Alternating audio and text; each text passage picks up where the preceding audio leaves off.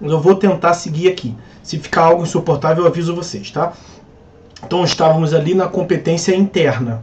Fizemos o apanhado da competência internacional da aula passada, os senhores se lembram? Artigos 20, 23, 21, 22, 23. Estão aí na competência interna. Olha o que dispõe o artigo 42. As causas cíveis serão processadas e decididas pelo juiz nos limites de sua competência. Essa é a parte que mais nos interessa, que faz um resumo do que nós falamos até agora. Ter jurisdição é uma coisa. Exercer jurisdição a todo e qualquer momento, a todo e qualquer lugar, a todo e qualquer tempo, em toda e qualquer circunstância é outra, muito diferente. Então tem que exercer a jurisdição nos limites da competência. É isso que eu queria resumir para com os senhores. E aí o primeiro tópico que eu separei para falar com os senhores hoje é o artigo 43, logo o artigo subsequente. Tudo do CPC, como os senhores bem sabem, né? O artigo 43 do Código de Processo Civil, ele trata de um instituto que é conhecido assim, vou escrever no chat ali para vocês, porque ele é em língua latina, é a perpetuatio jurisdicionis, na língua do Mussum. Perpetuatio jurisdicionis. O Mussum não falava tudo assim? Amigues, tudo com o Mussum não era no is? Então, perpetuatio jurisdicionis é a perpetuação da jurisdição. O que significa esta regra? Uma vez que se estabeleça qual é o juízo competente, e nesse estabelecimento dos juízos competentes, nós analisaremos logo a seguir, logo depois, os critérios determinadores da competência. Não tem os limites da sua competência, como diz o artigo 42, pois esses limites são de várias ordens diferentes. Eu até na aula passada brinquei com os senhores, cada um no seu quadrado, porque tem limitação de várias ordens. São 5 as limitações possíveis previstas na lei, mas as mais importantes são 4 delas. Eu já vou explicar o porquê disso para os senhores. E aí por isso que eu falo cada um no seu quadrado. Pois, uma vez você tendo estabelecido qual é o juízo competente, aquele juízo competente, lembram-se da garantia constitucional do juízo natural. Eu disse para os senhores que o juízo natural, além da proibição de criação de um tribunal de exceção, o juízo natural tem a lógica da imparcialidade, no sentido de que ninguém pode escolher ninguém. Nem as partes podem escolher em qual juízo irão demandar, nem o juiz pode escolher quais causas irá julgar. O princípio da inafastabilidade da jurisdição. Então, ninguém escolhe ninguém. Uma vez que se delimita, uma vez que se define qual é o juízo competente, isso nos leva, portanto, à perpetuação da jurisdição. Uma vez que você obedeça os critérios que determinam a competência e você caia lá perante um juízo, essa análise dos critérios que determinam a competência nós voltaremos, nós não vimos nada, vamos tratar, mas o que os senhores têm que saber aqui agora é que uma vez que se defina qual é o juízo competente, ele será o juízo competente para sempre. Essa é a lógica da perpetuação da jurisdição. Agora, essa afirmação de que ele seria o juízo competente para sempre, isto é uma regra que tem duas ordens de exceções. Não são 2 exceções, são 2 ordens de exceções que eu vou tratar com os senhores já já. Então, tendo dito isso, vamos fazer a leitura do artigo 43. Determina-se a competência no momento do registro ou da distribuição. O registro ou a distribuição se dão no momento inicial do processo, eu já falo sobre eles com vocês. Então, ali se dá a determinação da competência.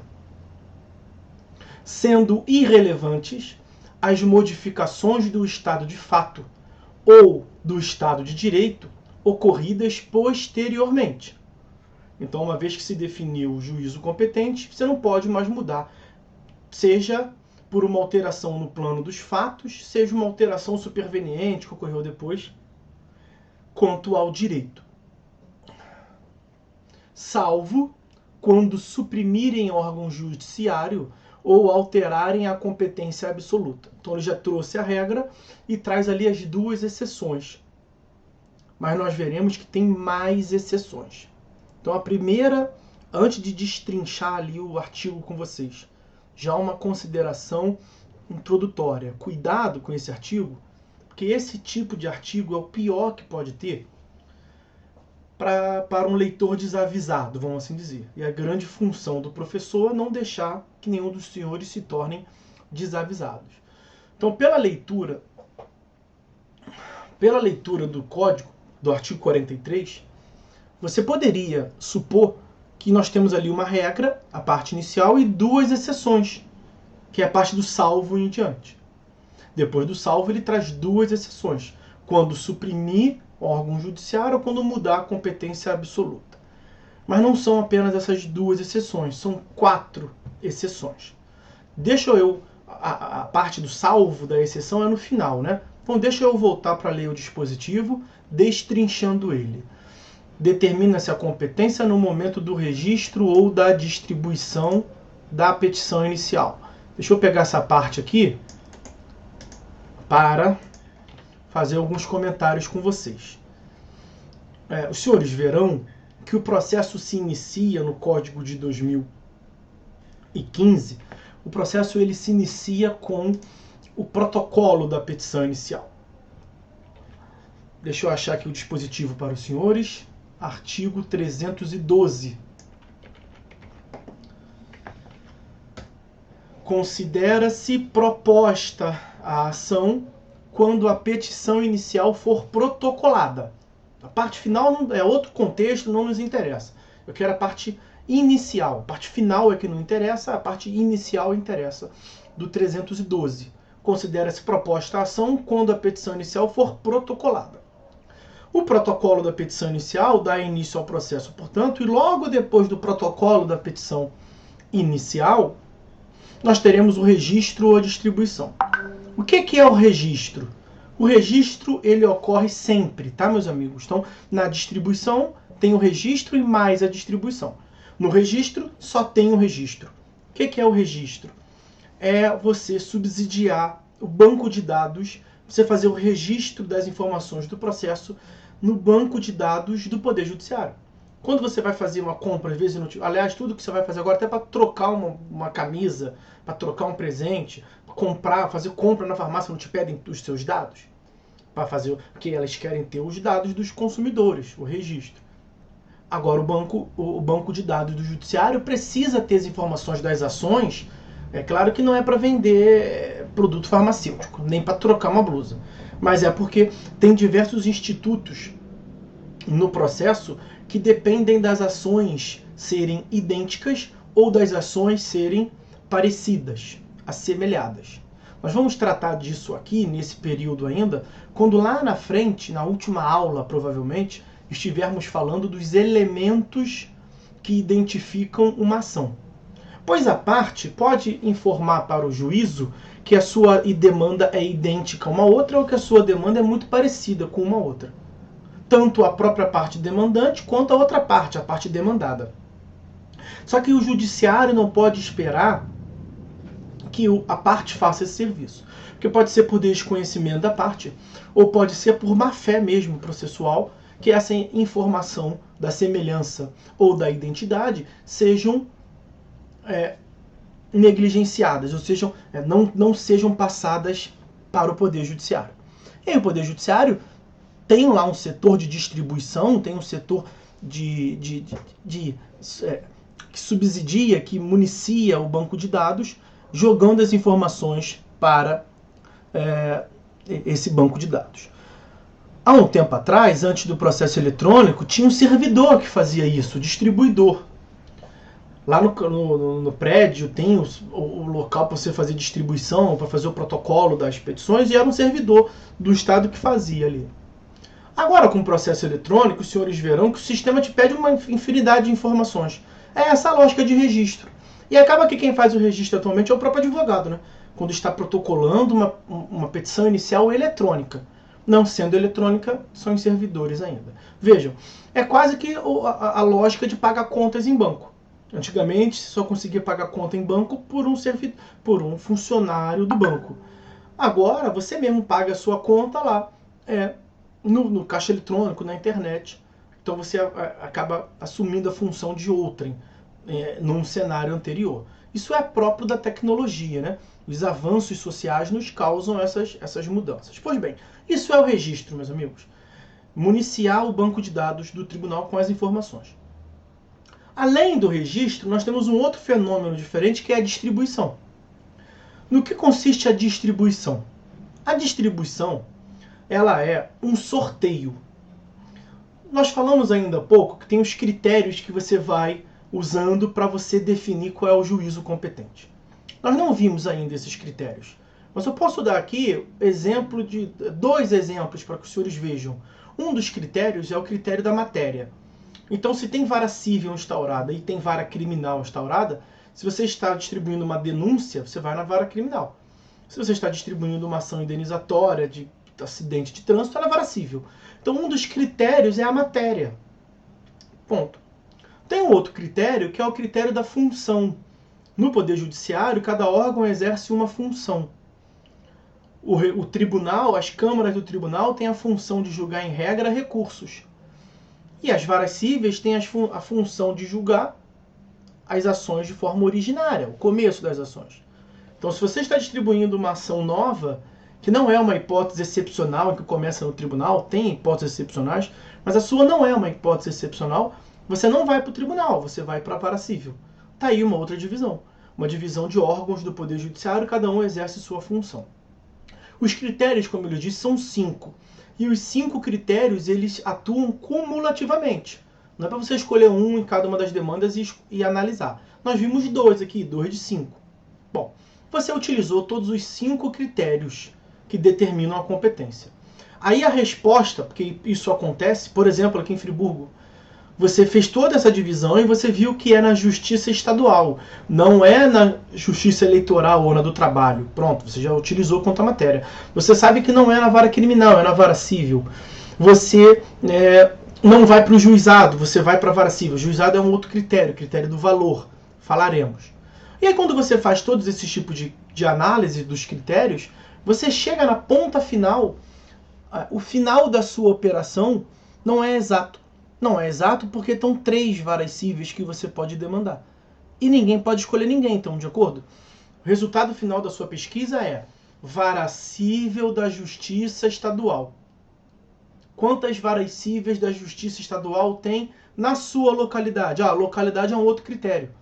Então é vara cível da Justiça Estadual de Nova Friburgo. Quantas varas cíveis tem? 3. E aí, como é que vamos fazer? Pronto, você fez o que você deveria fazer. Você utilizou bem os critérios. Daqui em diante é o Estado que faz. É esse sorteio. O sorteio chama-se distribuição.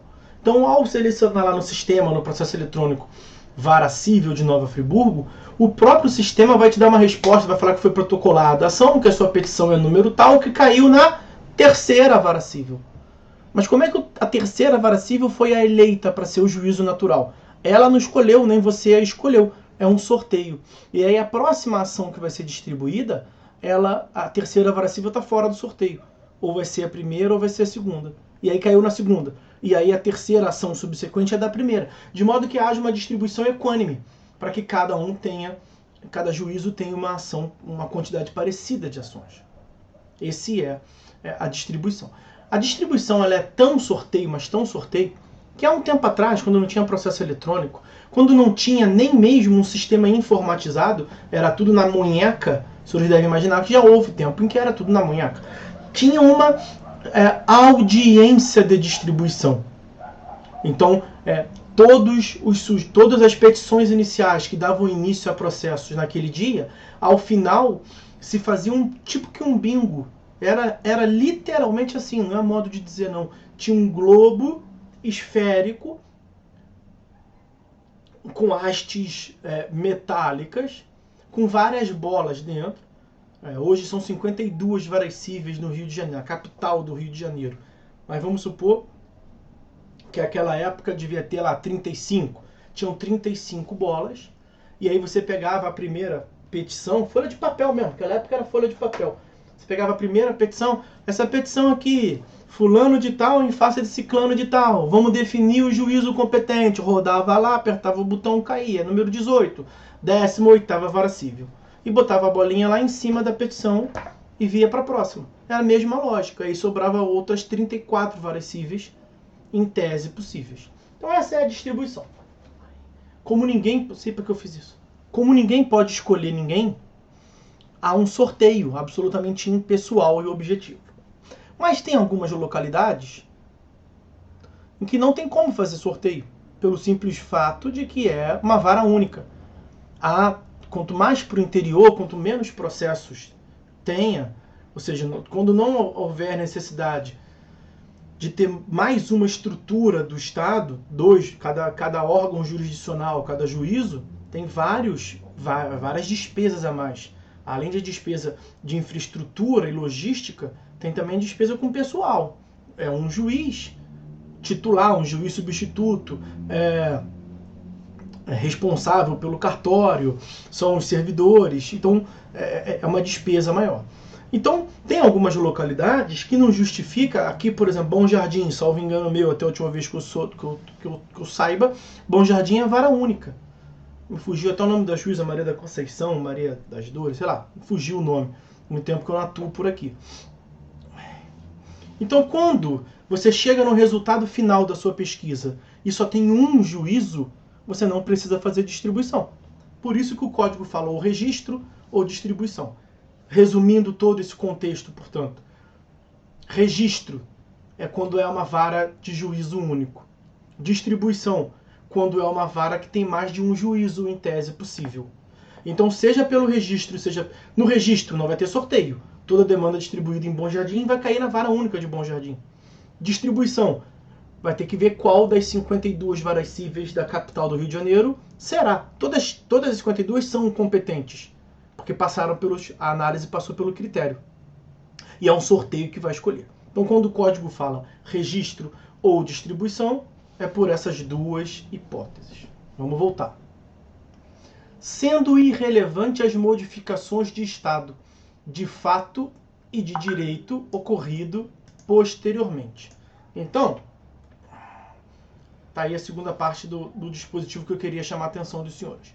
Vocês imaginem que nós fizemos a pesquisa e, como no meu exemplo há pouco eu mencionei, caiu na 3ª vara cível de Nova Friburgo. O que significa perpetuar-se jurisdições? Começou ali, vai morrer ali. Começou ali, vai terminar ali. Independentemente de depois, no ponto de vista fático, ter alterado alguma coisa. Ou de depois, no ponto de vista jurídico, ter alterado alguma coisa. Então, mudanças fáticas que poderiam influenciar na questão da competência. Falei que um dos critérios é a localidade, o território. Nós veremos isso. A regra geral do artigo 46 é que as demandas sejam distribuídas, sejam processadas no foro de domicílio do réu. Então tá aqui na 3ª vara cível de Nova Friburgo, porque o réu tem domicílio em Friburgo, tá certo? Tá certo. Só que o que o dispositivo diz? Pouco importa se tiver modificação fática. Ou seja, o réu, no curso do processo, muda-se para o Oiapoque. O processo vai ter que sair daqui para ir até o Oiapoque. Isso poderia ser uma conclusão lógica. Por que conclusão lógica? Porque não é o domicílio do réu. O foro competente não é o de domicílio do réu. Então, se o réu mora em Oiapoque, ele leva para Oiapoque. Depois, se ele mudar para Inacionópolis, muda para Inacionópolis. Não é assim que funciona. Poderia ser, seria lógico, mas seria improdutivo. o processo que ele deveria ficar acompanhando para onde o réu vai. Não faz sentido. Então, por uma questão de efetividade, começou aqui, vai continuar aqui, até terminar.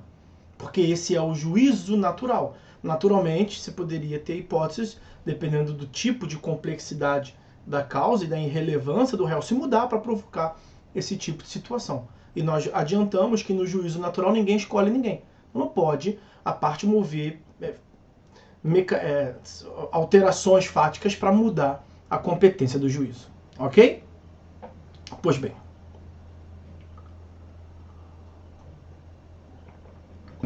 Mudanças jurídicas. Você imagine que depois da propositura da demanda sai uma norma de organização judiciária que venha a incluir mais uma vara civil em Friburgo, por exemplo. Vai ter que fazer um novo sorteio, porque fez sorteio para 3, vai ter que fazer sorteio para 4? Não. Então, é irrelevante a ocorrência de modificações no plano dos fatos, modificações no plano do direito. Vai continuar ali. E aí, continua o dispositivo. É salvo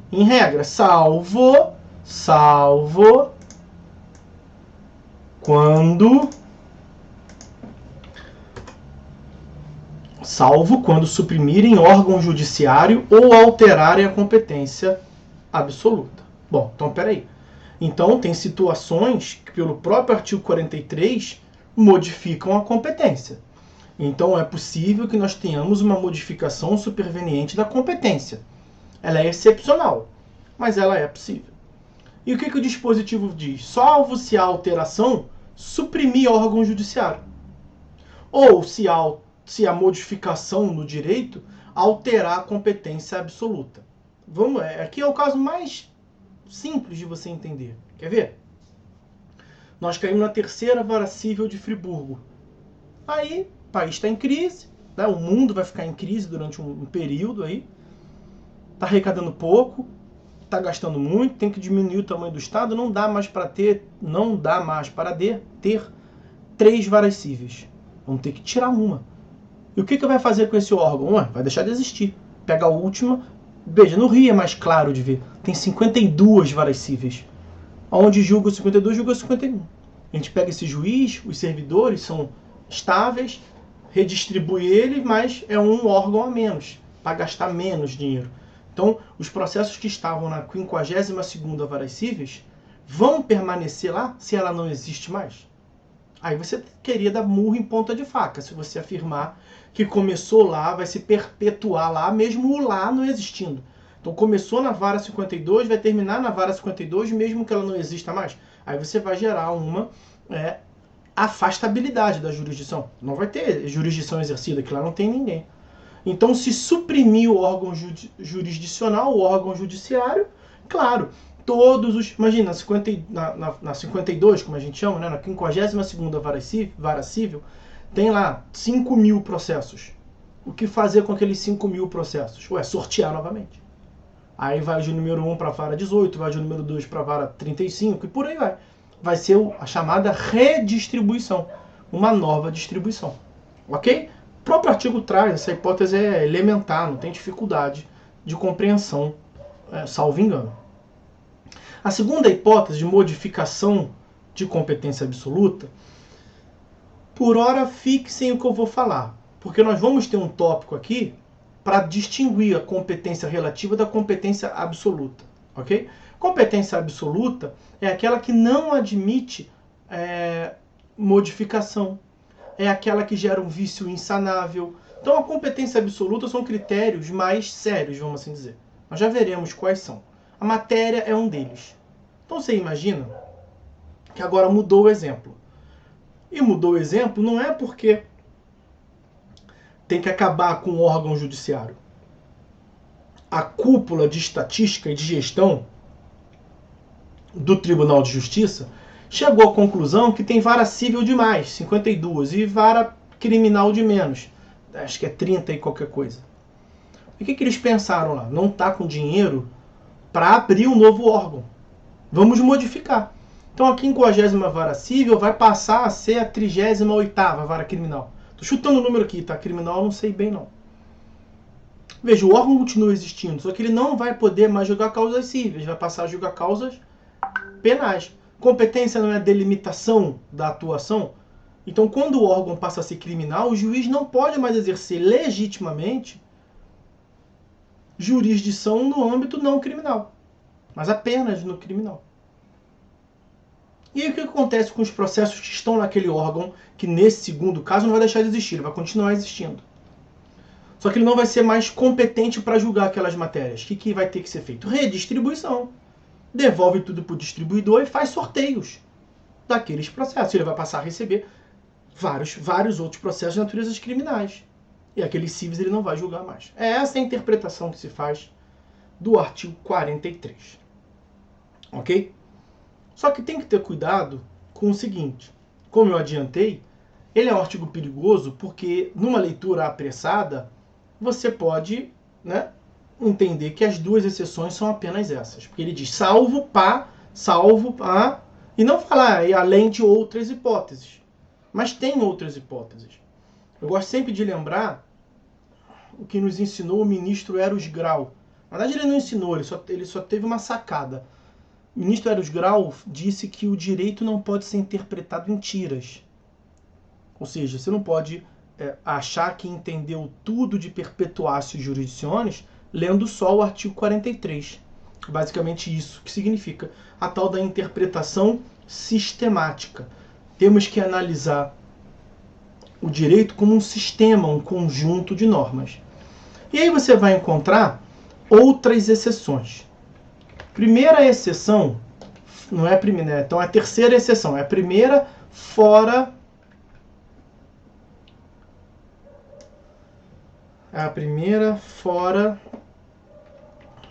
do artigo 43. Olha lá. A competência relativa poderá modificar-se pela conexão ou pela continência, observando-se o disposto nesta seção. Nós vamos ver já o que é conexão e continência. Não quero perder aqui o fio da meada.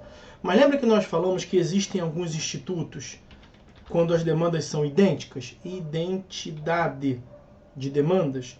Esses institutos são a coisa julgada e a litispendência. Coisa julgada e litispendência. Tem outros institutos que é para quando as demandas não são idênticas, mas são muito parecidas uma da outra. Quais são esses institutos? Então, diante da semelhança, nós temos continência e conexão. Acho que o nome ajuda a entender, né? As demandas são conexas, tem uma conexão, uma proximidade entre elas. Continência, uma ação contém a outra. Continência é uma relação que existe entre o continente e o contido, né? Por que o local, o aspecto territorial onde o Brasil está situado chama-se continente?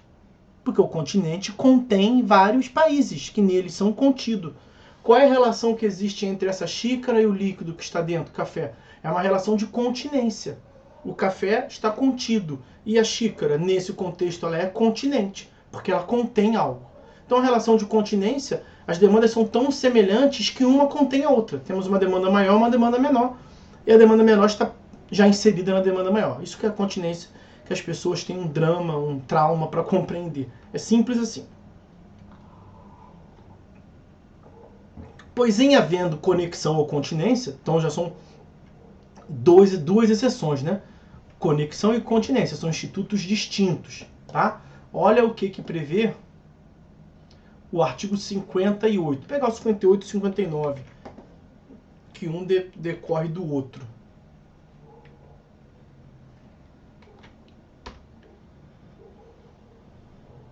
Artigo 58. A reunião das ações propostas em separado far-se-á no juízo prevento, onde serão decididas simultaneamente.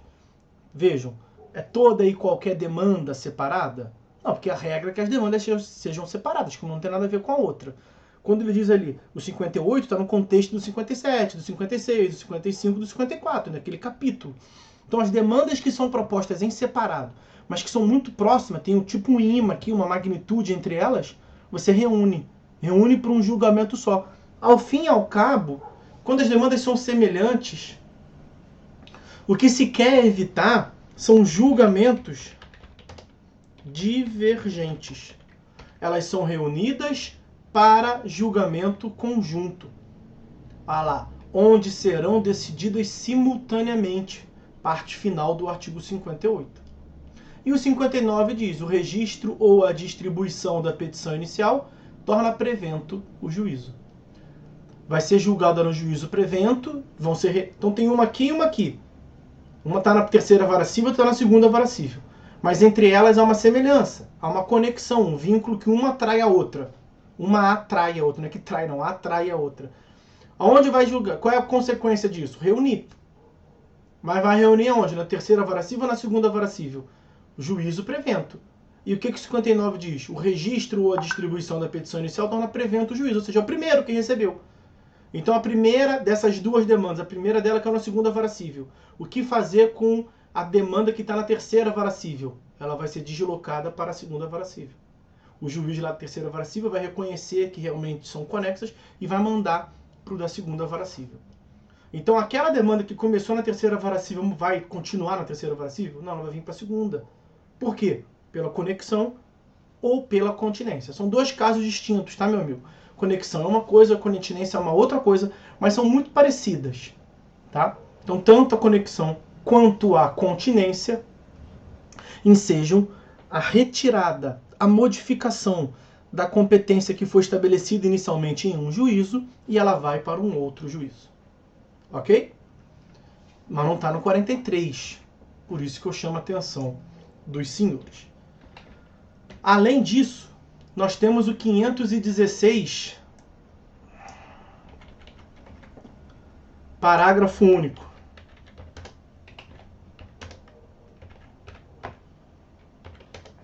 Do CPC. Não vou analisar ele todo, não. Tem horas que melhora, eu esqueço da dor e abuso um pouquinho e ela me lembra. Olha o que prevê o parágrafo único do artigo 516. Nas hipóteses dos incisos 2º e 3º, o exequente poderá optar pelo juízo do atual domicílio do executado, pelo juízo do local onde se encontram os bens sujeitos à execução, ou pelo juízo do local onde deva ser executada a obrigação de fazer ou de não fazer, casos em que a remessa dos autos do processo será solicitada ao juízo de origem. Vou explicar isso para vocês. Lá na frente no processo, percebam, uma coisa, isso não é matéria desse semestre, tá? Fiquem tranquilos. Uma coisa é o juiz mandar o réu entregar o carro para o autor. Uma outra coisa é o réu entregar o carro para o autor. Uma coisa é o juiz julgar procedente o pedido e condenar o réu a te pagar 5,5 milhões de reais.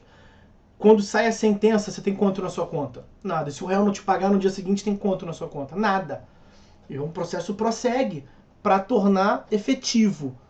Nós falamos sobre isso aqui nos princípios, né? O acesso à justiça traz efetividade. O que importa são os efeitos práticos da decisão.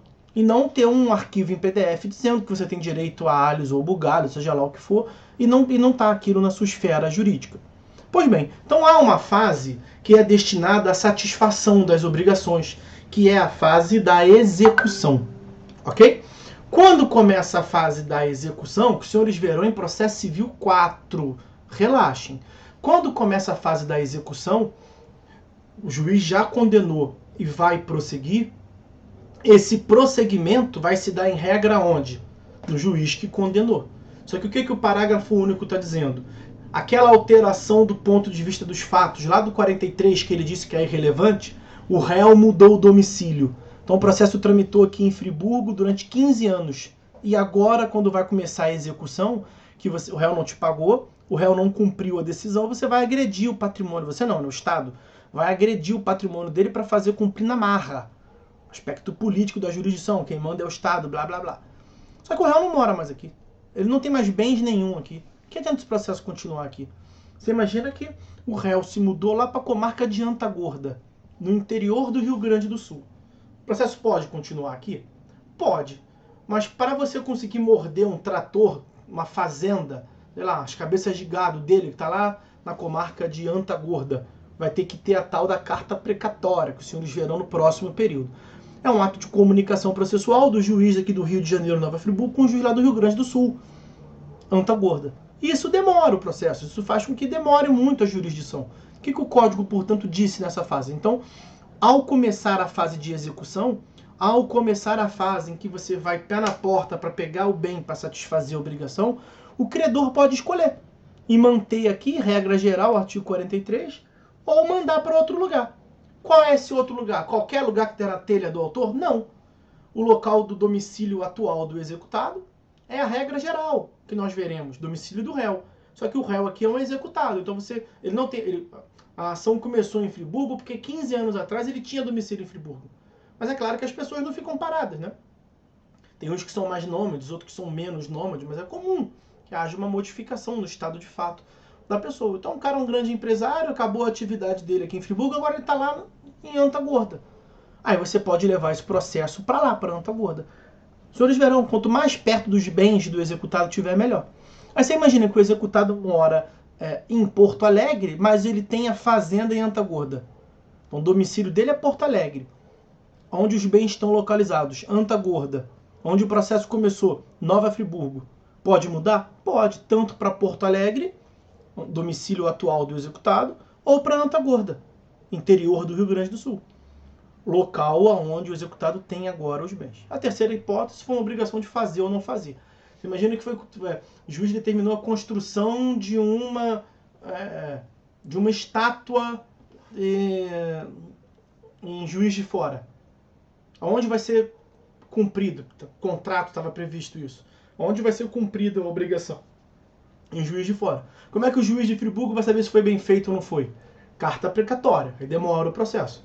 Será que não pode tirar esse processo daqui e mandar para lá? Pode. No Código atual não tinha essa previsão. No Código atual tem.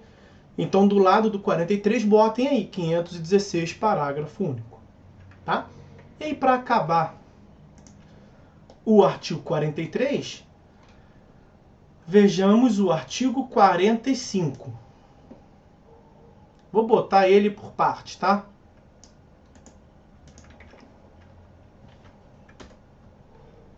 Tramitando o processo perante outro juízo, os autos serão remetidos ao juízo federal competente se nele intervier a União, suas autarquias ou empresas públicas, fundações ou conselho de fiscalização de atividade profissional na qualidade de parte ou de terceiro interveniente. Qual é a ideia geral desse código? Dessa parte do código? A Justiça Federal, está lá no artigo 109 da Constituição Federal, ela é uma justiça criada, é um órgão, um braço do Poder Judiciário criado para atuar nas causas da União. Então a nossa federação tem essa... Nossa, saiu errado ali, saiu Unisal. É que eu já estou aqui na Bacia das Almas. União. Você tira o cedilha e bota um tio ali em cima do A. União. Então as causas em que a União atua vão para a Justiça Federal. Você imagina que o processo começou aqui na Justiça Estadual de Nova Friburgo, porque a União não fazia parte. Então era você contra o município de Nova Friburgo. Aí no curso do processo intervém algum desses sujeitos aí, autarquia, empresa pública, a União mesmo, no processo. Quando elas surgem no processo, o processo tem que sair daqui e tem que ir para a Justiça Federal. Porque a Constituição diz que quem julga as causas da União é a Justiça Federal. Ok? Então, começou aqui, não vai terminar aqui. Começou aqui e vai terminar em outro lugar. Mas nada disso é criado da cabeça do julgador, devido ao processo legal. É previsto em lei. E eu dizia, tem a parte final. Então, agora, vou pegar a segunda parte do artigo 45. Então vai acontecer isso, exceto as ações de recuperação judicial, falência ou insolvência civil, acidente de trabalho. Os senhores verão que tem o chamado juízo universal falimentar. Os senhores verão isso no 9º período, salvo engano. Então, as causas que envolvem a União, se for uma recuperação... Eu conheço uma instituição de ensino superior que está em recuperação judicial. E pode ter interesse da União na causa. Tá lá na 5ª Vara de Fazenda Pública, se não me engano, do Rio de Janeiro. Vai sair? Não, não vai. Aí não tira, não tem essa força atrativa da União. Ou as ações sujeitas à Justiça Eleitoral e à Justiça do Trabalho. Então permanece no juízo. Então, o 45 está dizendo, quando a União, a autarquia, surgir no processo, vai sair de onde está e vai mandar para a Justiça Federal. Aí depois ela diz, salvo nesses casos. Então o juízo fazendário, o juízo falimentar é universal, o juízo eleitoral é universal, o juízo trabalhista é universal, porque o processo não sai para ir para a Justiça Federal. Ok? Então, meus amigos, está visto aí essa parte da perpetuatio jurisdictionis.